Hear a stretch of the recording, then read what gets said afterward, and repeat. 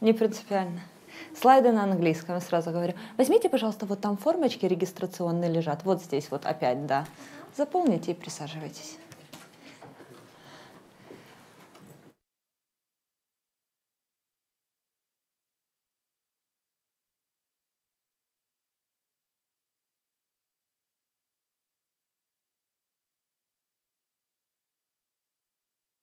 Awesome.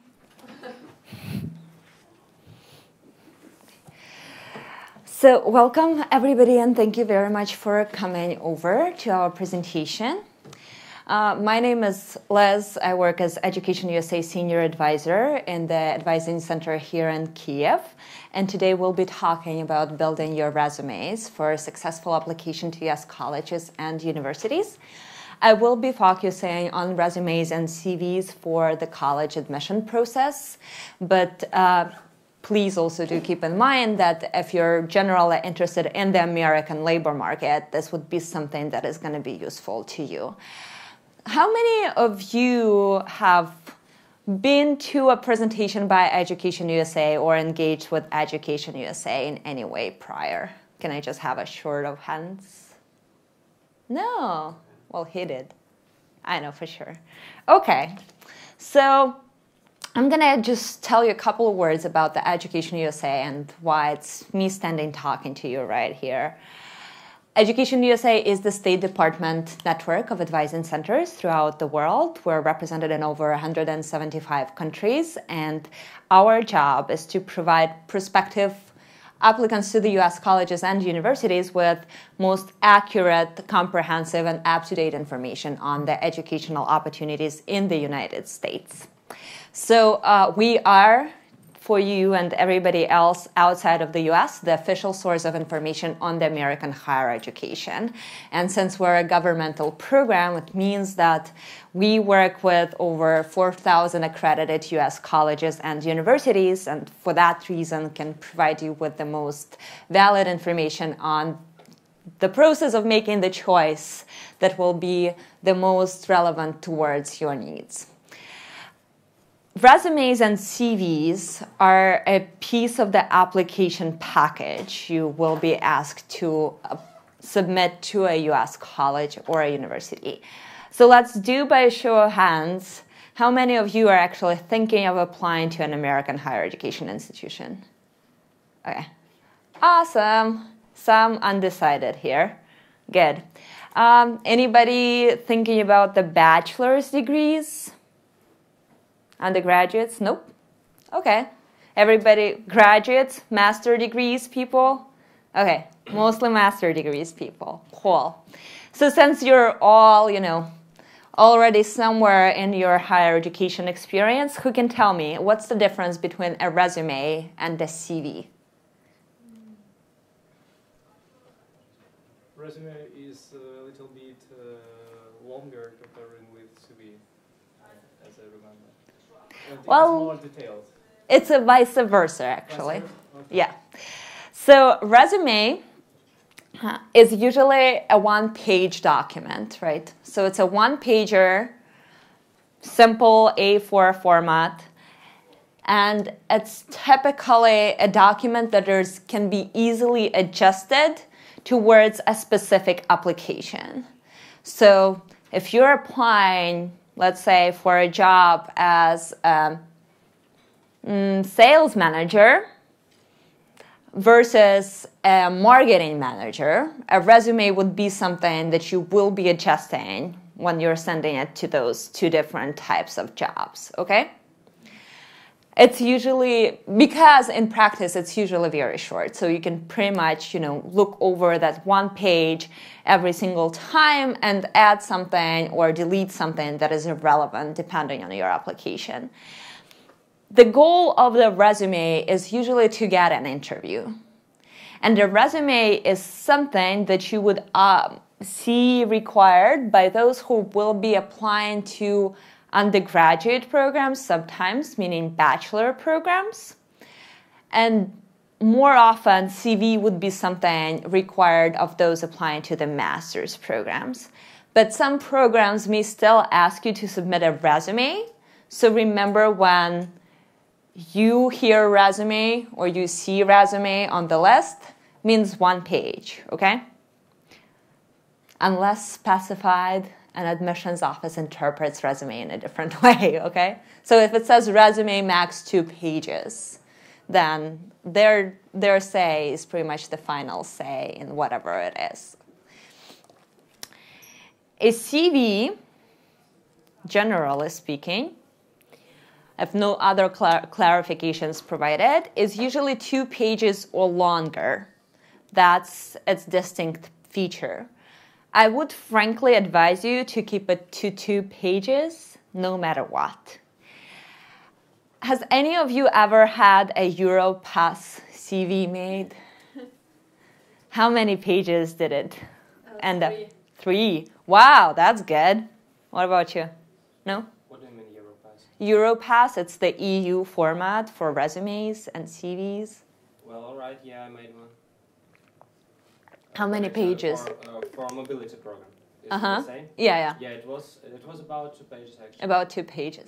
So you guys are lucky. When I put into the Europass all the information it asked me, it ended up being 7 pages long. So tip number 1, don't ever send to anybody American a Europass CV. They will hate it.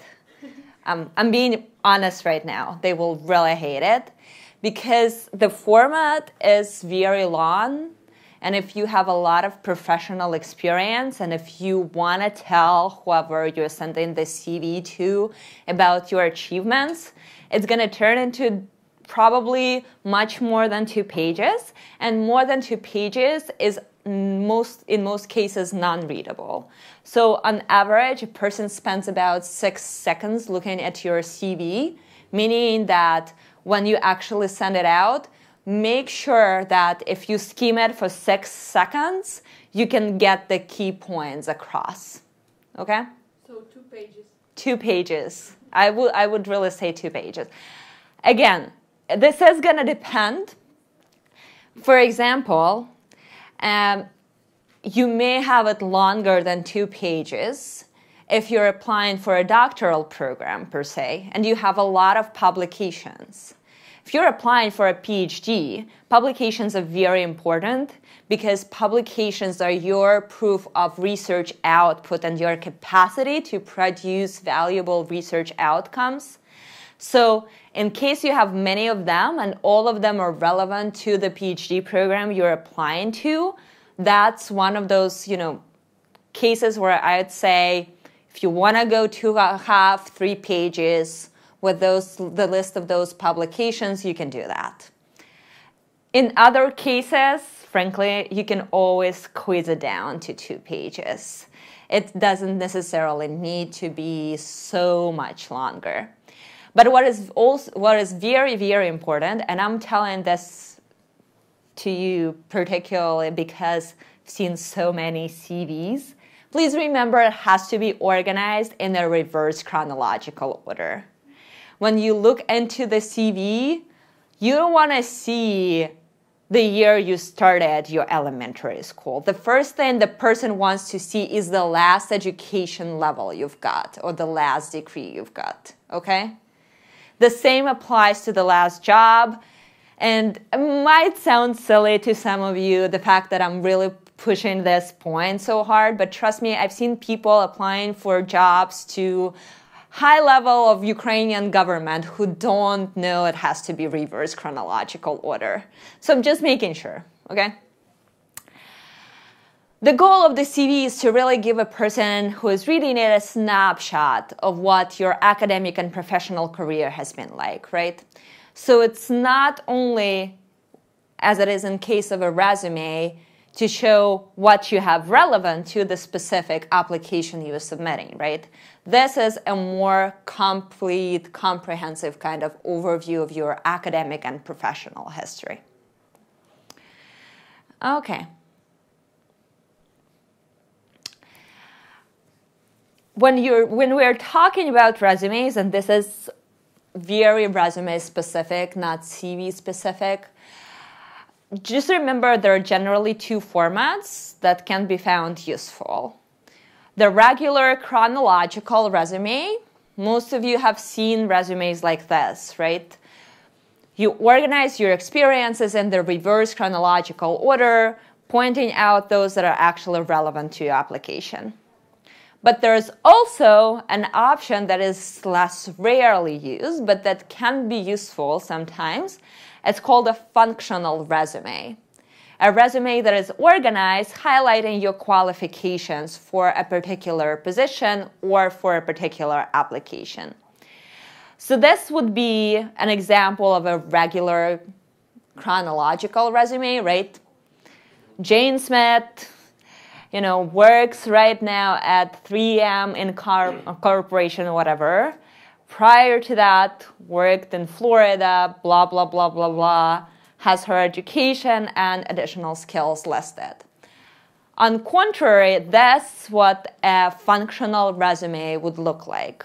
So this is where a person lists their operational management experience, their financial administration experience, and pretty much all of their prior work and achievements are grouped based on this particular skills or functional responsibilities they're expecting to have at whatever is this position they're applying to. You will quite rarely see something like this used for applications to the US colleges and universities. So I'm giving this to you so that you know that this exists, but you don't necessarily need to use the functional format when you're applying to an American school, okay? So the previous one is going to be much more spread out. I'm not saying you can't use this, right? So hypothetically you can, and I could probably even see how very easily this format could be used again if you're applying for a doctoral program, for example, if you want to really highlight all of the research skills and all of your knowledge in the field that you're applying to. For master's programs, this will be rarely relevant, just because when somebody is looking at an applicant to a master's program, for example, right, it would be traditionally normal to have education actually as in the very beginning of your resume, because this is the first thing usually an admission office wants to see, right? First, they want to see is your academic history. So where have you gone before? What have you done? Making sure you have an undergraduate, a bachelor's degree at least already, and then looking into your professional experience and trying to figure out how that fits kind of into the master's program you're applying for. But it doesn't really necessarily have to, right? There are options to which you might want to apply to the master's program that is very different compared to your previous field of study as well as professional experience because you want to shift fields, for example. And that's absolutely normal in the American context. You're not required to have any type of previous engagement within the field that you're applying for. You can easily shift, unless, of course, you did literature and then you want to do nuclear physics. That's going to be quite complicated. Okay. There are several sections I have sketched out. I'm sure some of you who already tried putting together a resume or a CV know it has to have personal information, right? It should have contact information. Make sure to double check it. You won't believe it, but every once in a while you get somebody's contact details either in a resume or in an application form. You try calling their number and it just doesn't work.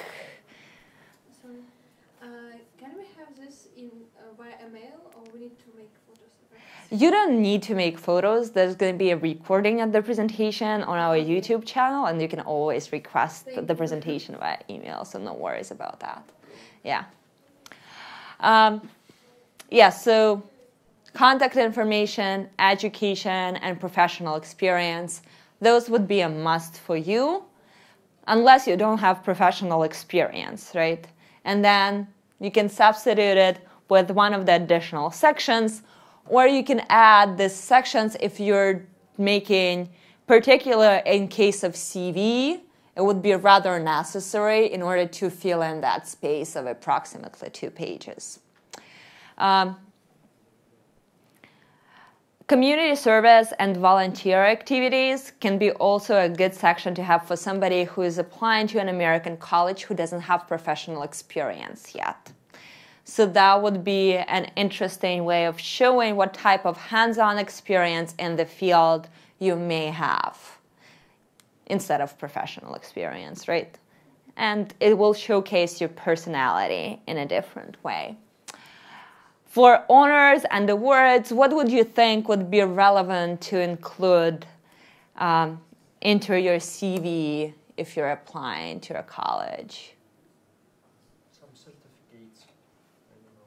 Oh, maybe if you want some students' competition. Any kind of academic awards that you might get, yes, right, would include student competitions, any types of Olympiads that they're called in Ukraine, any non-student level competitions, right? Any type of awards you may have received throughout your job also may be relevant. Depending on the company, sometimes there are internal company-based incentive structures where some employees can be nominated for some type of awards. Any external awards you got that can be relevant to your admission. If you want to include certificates that relate to some type of other courses, for example, you have taken aside, you can create an additional section for that, because that would be, I feel that would be more, better described as a non-formal education or additional education. That's where you could put in certificates from some types of MOOCs you've taken or training programs, whatnot, okay? Do be a little bit careful with those type of things, though. Make sure that they're really relevant. Because if you're, again, applying to, I don't know, master's degree in nuclear physics, but did a MOOC on ancient Rome history, that's pretty fun, but it's not really relevant to the admissions committee at all, right? And you don't want to put too much especially irrelevant information on your CV because you only have those 6 seconds. And if there's too much information, then whoever is looking at it won't be able to grasp it fully, meaning you won't get the message across how well you're qualified for a particular program. Relevant skills, that is a section that can be very widely interpreted. What would you think would be the most frequent skill people put in this section? Huh? Come on. Self-organized. Probably your hobbies, I don't know. So usually it starts with language skills. Oh, okay. Maybe in Microsoft Word. Then people do put a lot of things about the Microsoft Office, Adobe products they know how to use, right? So making sure that whoever is reading your CV understands that you're well literate, you speak several languages, you know how to use a computer, you're going to be perfectly fine with all of those. And then any particular skills you might want to highlight, right? If it is important for you to highlight that you have, your personal management skills or some types of soft skills, it's perfectly fine to put it in there. Just make sure, it does look relevant in terms of the context. But usually the first 2 types that come up are language and computer skills. What about military service? If you was in army, where you should put it? So if you, that would depend. I'd say whether you were a contract worker in the army, because if you were, that's professional experience, obviously. But if you were on a draft, then I guess you can just put down military service as a separate part of your CV if it is relevant again, right? Because if you are applying for English literature, how relevant would be your military service? I mean, it's like 1 year of your life. Maybe it's relevant that the editor should know where you was this year. So it is not necessarily a fact. For example, if you have an extensive professional experience, usually happens with people of 10 plus years of professional experience, you might drop out some of your jobs from the resume and from your CV because they may not be extremely relevant. They may not showcase you in the very best way, for this particular application. So it doesn't when you're making your resume or a CV, don't think about needing to put completely everything that has happened to you throughout your life, right? Especially, don't put in there Hramatka for Taras Shevchenko poet reading that you got in the 2nd grade of elementary school, right? So there are things that are you do not necessarily need to tell your whole life story to people through those documents, right? Which is why CV is called at best a snapshot. So giving the outline to the person reading your CV. If you feel it is important to explain to people that you had a year lost through the military service, you can, again, either do a separate section in the resume or in CV for it and say military service and put the years and put the number of wherever you have been located. Or you can also put information about it in other parts of your application package. Because remember, today we're talking about resume or CV. We're only talking about a small piece of a larger application package. There's going to be an application form, which is going to have potentially space for you to explain stuff that you want to explain.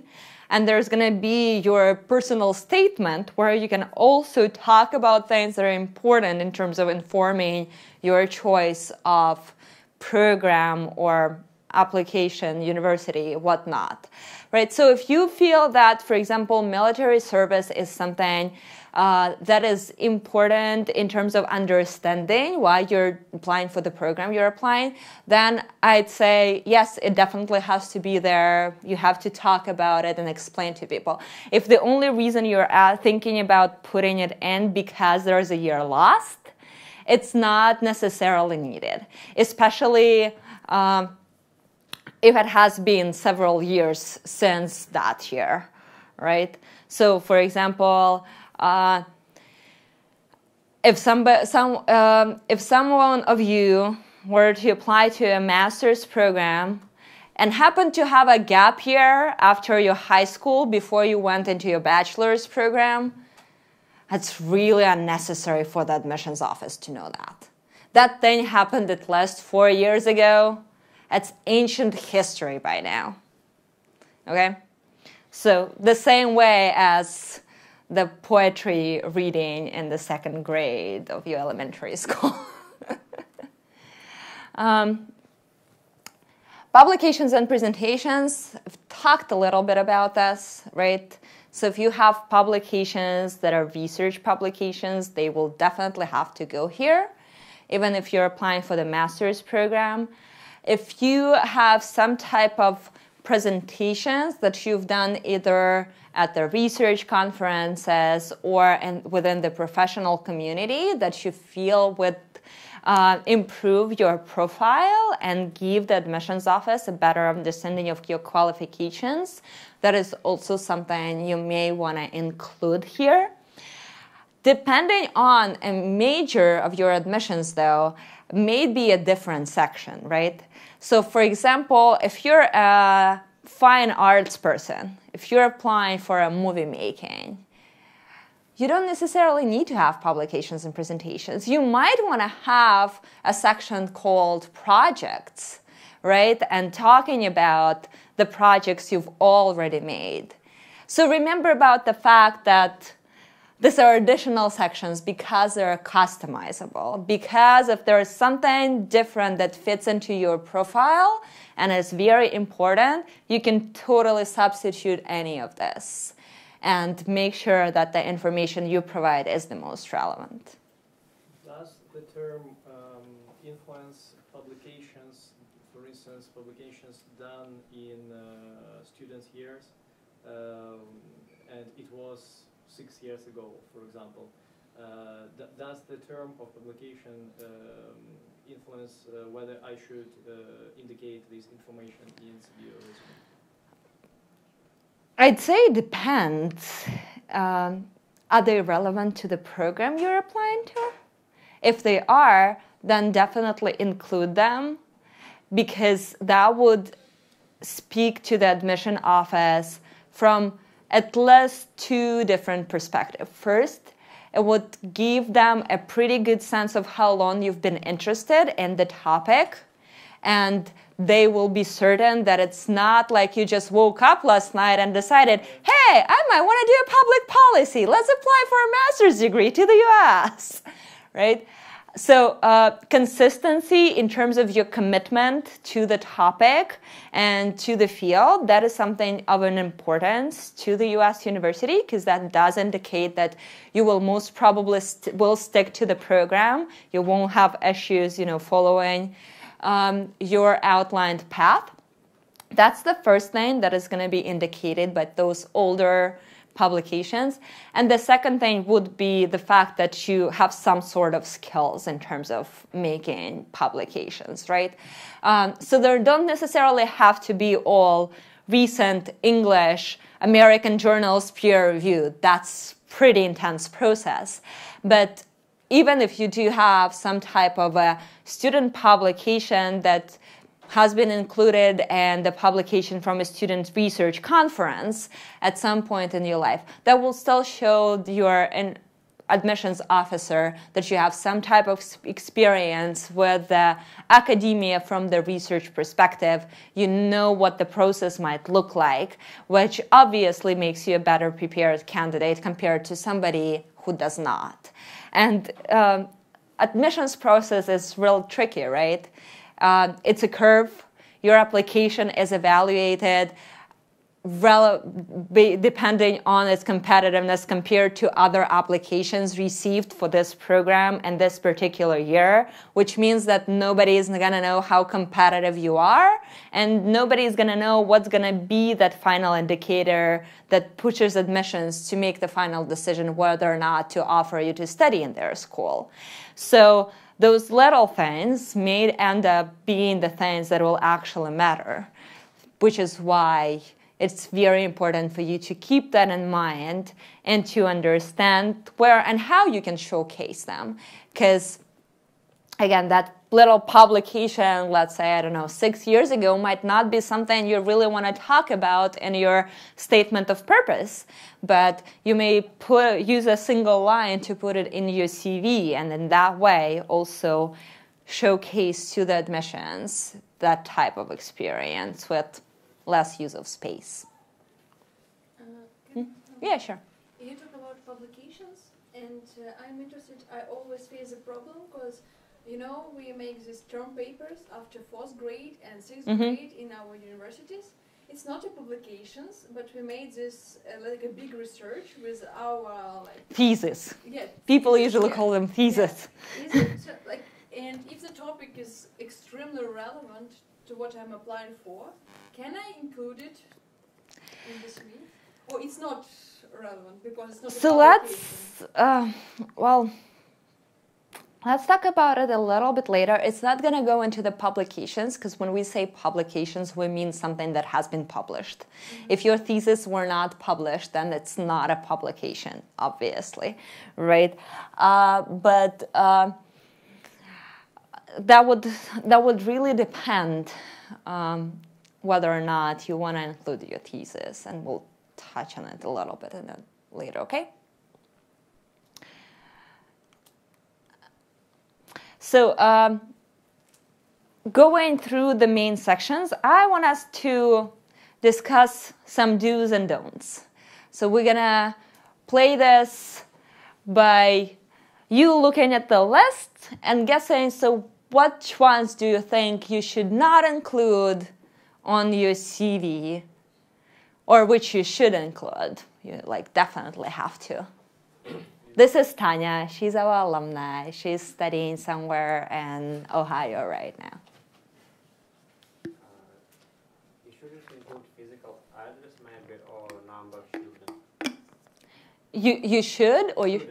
you should not include your physical address or your phone number? I said number of children. Oh, number of children. Okay. Physical address. And Just city, like Kyiv or that. Okay. Any other thoughts?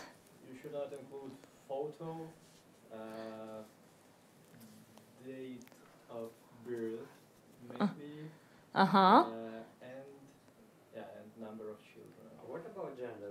Is like tricky questions now. I Some think company gender should don't. be included. No, some company doesn't want that in your CV was gender. Like, So generally, the rule of thumb would be do not include anything that might discriminate you. That would exclude your photo, that would exclude your date of birth, your gender, your number of children. Those are factors that are generally included in the anti-discrimination laws. But do definitely include your full name. Definitely must have that. Definitely include your phone number. And unless you live in the very unsafe environment, include your physical address. Because in practice, if somebody wants to contact you by mail, they will need your physical address. Definitely include your email address. That is the easiest way for people to communicate these days.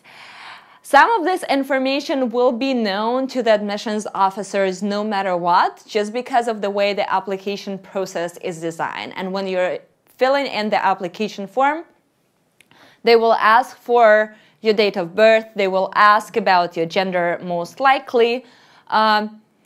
They will not ask about your number of children until the moment you're admitted. Only after you're admitted and your visa documents are being processed, they may ask you, or if you have dependents, you should tell them how many dependents are coming along with you so that they can prepare visa documents for them.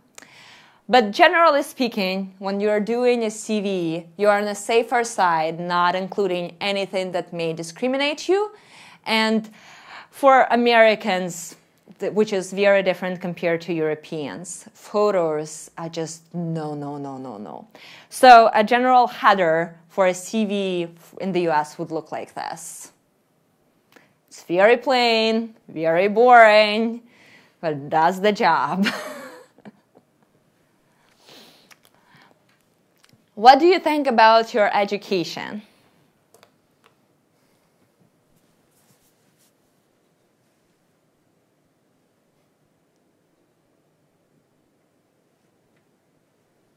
There shouldn't be a location of which institution, I think. It's not that important. Okay. What else? And topic of thesis, yeah, it's not relevant. Name of all the courses, it's like, Oh yeah, it's way too much. it's like additional page or into. All gave me up there, right? Maybe even the second point, studying abroad, summer institutes and other educational experience, not so relevant. Why? Because it's the little part of your life. But isn't it- I mean that only the main educational institutions, for instance, bachelor's degree and master's degree should be included. Yeah, But if you have less experience, less educational degrees, for instance, only bachelor's, maybe you could include some information about internships and summer institutes. what would you say? So this, go ahead. Yeah, excuse me, what does GPA mean? Grade point average, средний балл. Okay? So this section is really tricky. There is no set up rules of what you do and do not include, which is why I wanted to keep your thesis question for this discussion. Well, you definitely have to list all the educational institutions you have attended up to a relevant point, right? So if you're applying for a bachelor's degree, you definitely have to list the school you have attended. But if you're applying to the master's degree, you don't have to list your secondary school, because it's obvious you have to have secondary education to get your bachelor's degree, right? In terms of the higher education degrees, though, you have to list everything you have. This is an absolute mess. Just like in your application package, you have to include transcripts from all the higher education institutions you have attended. In case you, for example, already have a master's degree and applying to a second master's degree, which would be pretty normal, average in the US context, per se, you should include both your bachelor's and first master's degree. If you do not include any of those, that would be considered academic fraud. So keep that in mind. You absolutely have to. If you have gone on a study abroad during your undergraduate degree, for example, in Ukraine, and you have a separate transcript from that institution, you might want to include that in your resume. If you don't have a separate transcript, if you, for example, went on a study abroad and that has been just transferred into your university here in Ukraine, and you've got the final transcript from your university in Ukraine with all the grades, including those, courses taken abroad, you don't have to include it. So that really does depend on the formulation. Sometimes you might want to include it in order to improve your profile.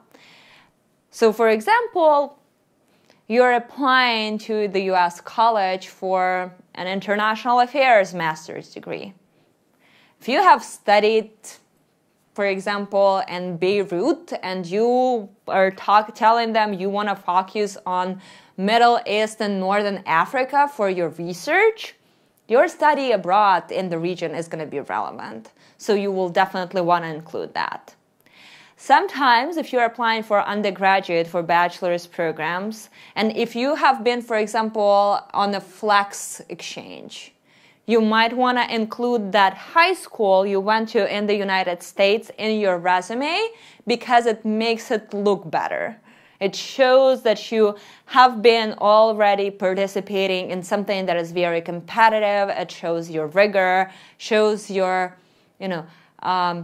adaptability in a way, because it does tell them explicitly that you're quite capable of performing successfully in the American academic environment.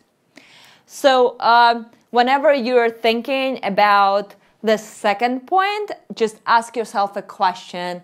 Does it add to the resume a piece of information that is really relevant, or does it not? If the answer is no, don't include it. If the answer is yes, keep it, but make sure that only formal educational experience goes into this section. So the trick in the second point was in other educational experiences, as we've discussed, right? If you did a MOOC on Coursera or edX, that's fantastic, but this is not a formal educational experience in the same way as your bachelor's degrees, so it should go into a different section. Location of each institution might be actually important because there are universities with campuses in different cities and sometimes different countries. And it does make a difference if you went to the New York University campus in New York or New York University campus in Abu Dhabi. Okay, right? So usually admissions office wants to know where exactly it has been placed, and does bring in a little bit of context for people to understand you. obviously name and date of degree, certificate awarded. Usually GPA is not included just because you're already sending them your transcripts, so they will know your GPA anyways. Don't waste your space.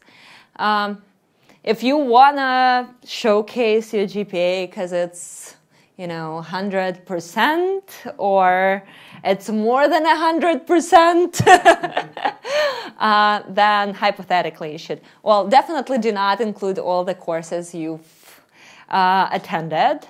You can do that on LinkedIn. There is a separate section where you can add courses if you really want to. And on the topic of your thesis, again, usually it's about the same as any other educational experience. The question you should be asking yourself, is this relevant?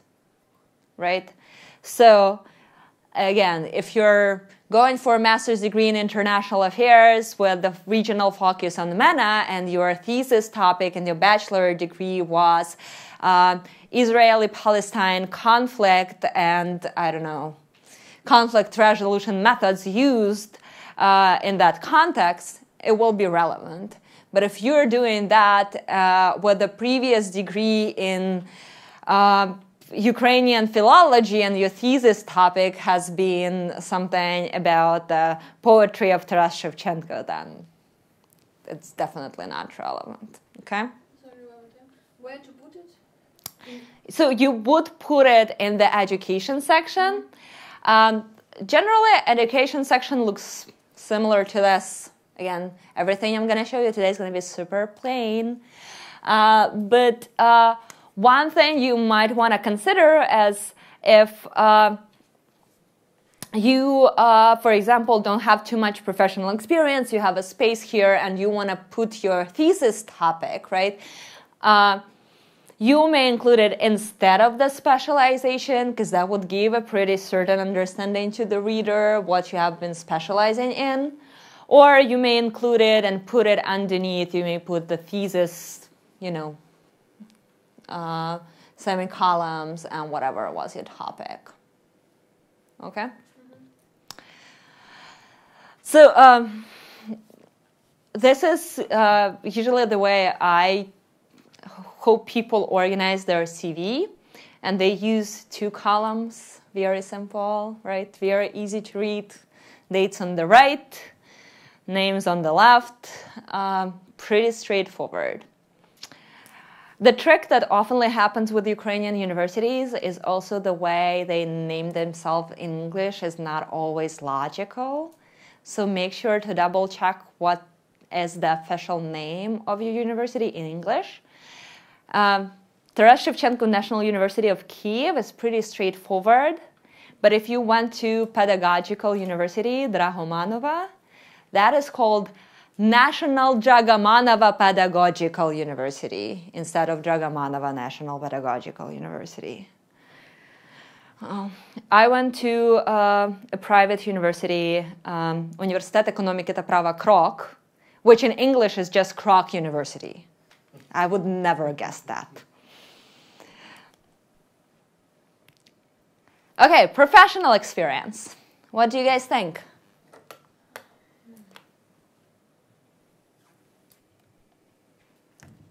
There should be 2 first points. Okay. About third, it depends. Mm-hmm. Relationships. Yes or no? No. Oh, no. Okay. Your personal opinion about your work. Definitely not.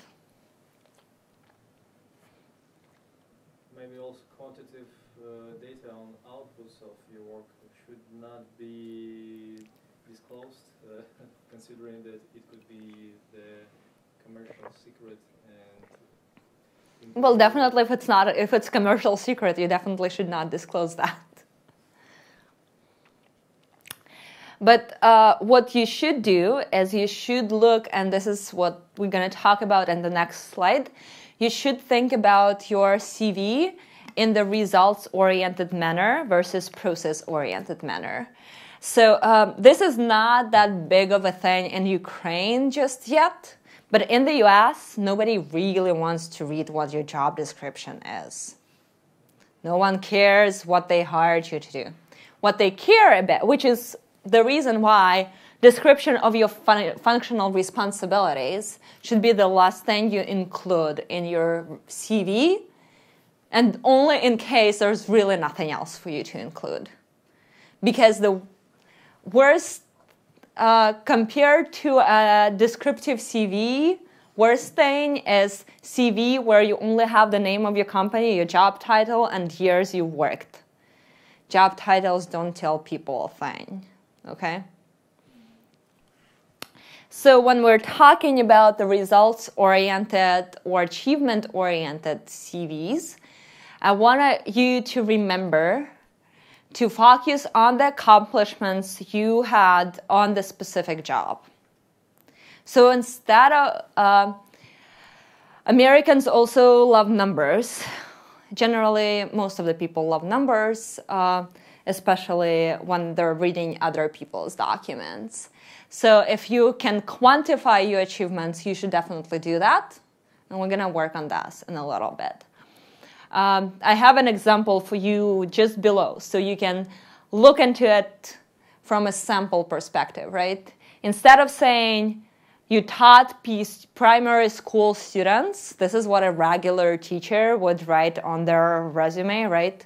Teacher, school number 235, taught primary school students. In order to make it an achievement-oriented description, you would say increase student scores in standardized tests by so many percent in literacy and so many percent in math. Percentage points, what gives you quantifying of your achievement. It means you didn't just show up to work, you actually made a difference.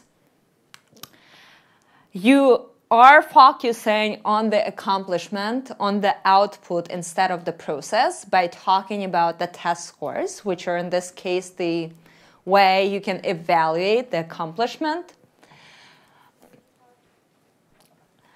And also, sometimes you might find it useful to use the PAR method. Think about the problem, the action, and the results, right? So this statement doesn't have a problem in it, but it does have definitely an action and a result, right? So increase test scores by this amount of numbers. And remember that you really only need relevant information, right? And you really want to delete all the possibly irrelevant information. So if we were to practice, let's change descriptions of this Jane Smith's professional experience from very process-oriented to the results-oriented. Okay? Should I read it out, or can you see it? You can see it. It's process-oriented. It's very process-oriented, that's right. So how would you go about saying read and analyze incoming memos, submissions, and reports to determine their significance and plan their distribution in a results-oriented manner?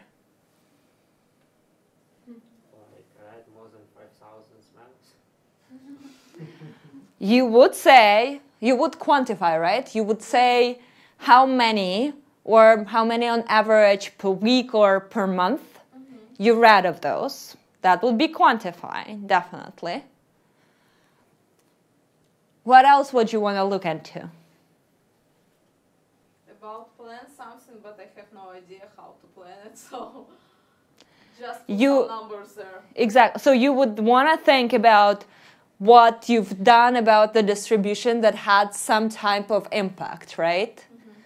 So you may have, what is this? Okay, so this is some type of a company. So they may have used to distribute these materials in hard copies in paper, for example. She may have introduced the distribution in online, using online methods, which eventually would cut down the printing cost and save the company some money, okay? Makes sense? So you really need to think about it in a little bit broader perspective than you usually would when you would do a descriptive statement. And you would really want to see, what kind of impact did that have. So how many action items have been created based on her analysis of those memos? Or what has company done because of the analysis that you have provided? The same goes, conduct research, compile data, and prepare papers for consideration and presentations by executive committees and boards of directors. How could you switch that to be results-oriented?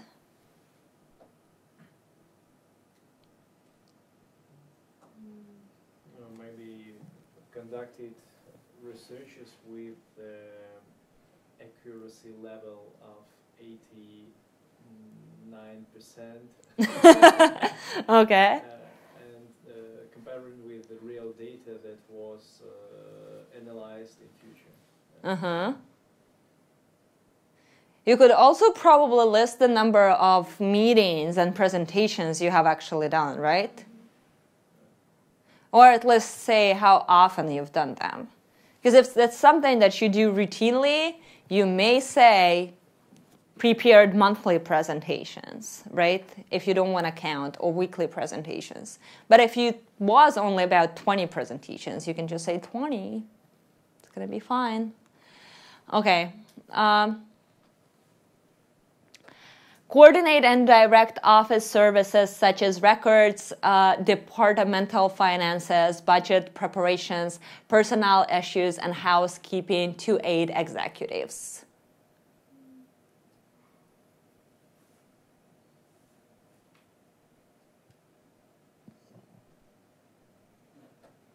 Okay, so here you'd really need to dig into what difference it made, okay? Because if she has been working on office services, for example, records compliance, and whatnot, it would be really needed to identify what was the impact. Did she find something that saved company money? Did she organize it in a way that was more easily accessible and it increased, sales if they were selling something? Otherwise, this really doesn't make any sense being in this CV, okay? Because that doesn't tell you exactly what the person did, and that doesn't tell you anything about the impact that work had. So there's no information about the process, and there's no information about the impact. It's really quite irrelevant in this case. How about the second one? Confer with clients to discuss their options and goals so that rehabilitation programs and plans for accessing needed services can be developed. How would you change that?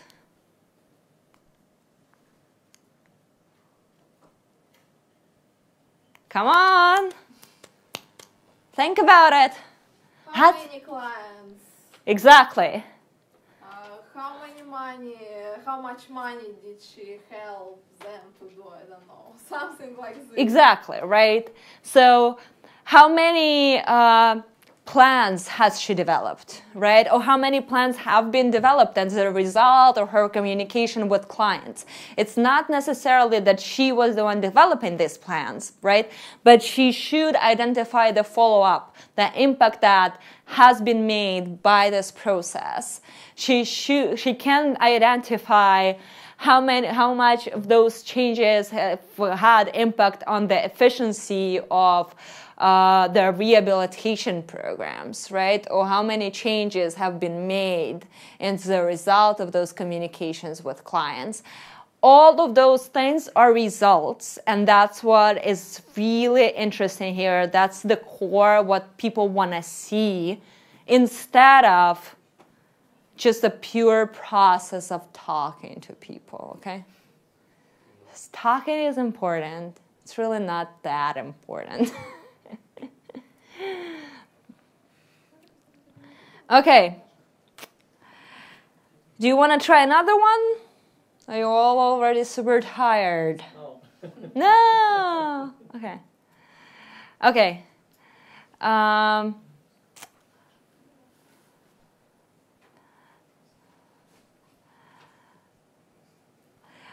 Develop and maintain relationships with community referral sources such as schools and community groups. This is a super easy one. How did she maintain relationships with how many schools, community group, in what way? What's the profit? Or to delete, please. Or delete it.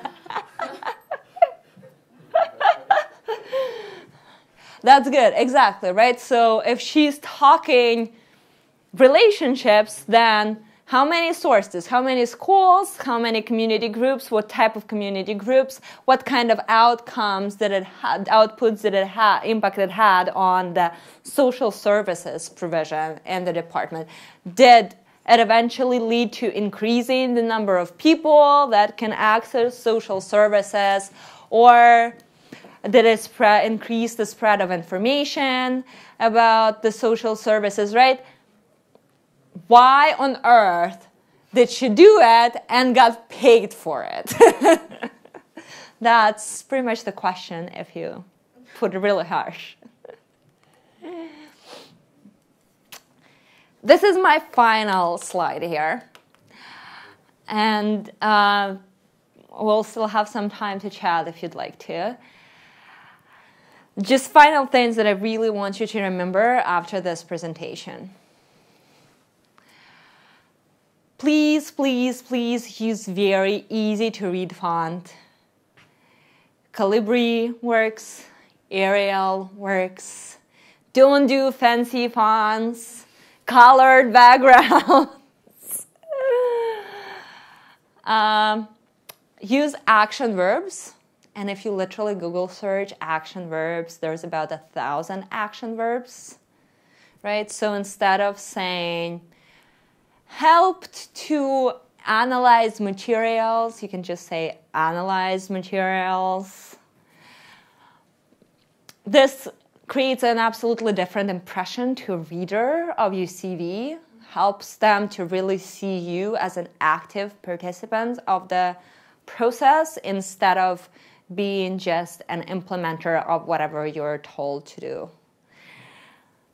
Proofread and peer review, always, forever, several times preferably. There are typos that you make. There are things that make no sense but make all the sense to you because you know your context. So give your CV or resume to somebody else to read. Your friend, your coworker, Education USA advisor, really doesn't matter. Just make sure somebody else sees it. You might want to do two people. Sometimes it's also helpful. Somebody who knows you well, who may actually suggest you to incorporate something you've missed, and somebody who doesn't know you at all to make sure everything you're saying makes sense. Make it focused and avoid irrelevant information. Very obvious, right? Very important. And remember the word selected. If you have a lot of something, you need to squeeze it into 2 pages. You can always name your section selected professional experience, selected publications and presentations. And it automatically means it's not everything. It's just those things that you find relevant. Okay? Be professional in your layout. Again, I mean, if you're an interior designer, blue-collared CV might look creative, but if you're a political science major, pretty much looks crazy. And save as PDF. Always. Word formatting breaks apart. You think it's perfectly laid down, but guess what? You send it via email, attach it as a file, a person opens it up in your email, and it's enough to move the margins by like 1/10 of the inch to make sure that when that person opens it up, it's all a huge mess. It literally is absolutely enough. So be safe. Save as the PDF. Nothing happens to a PDF, right?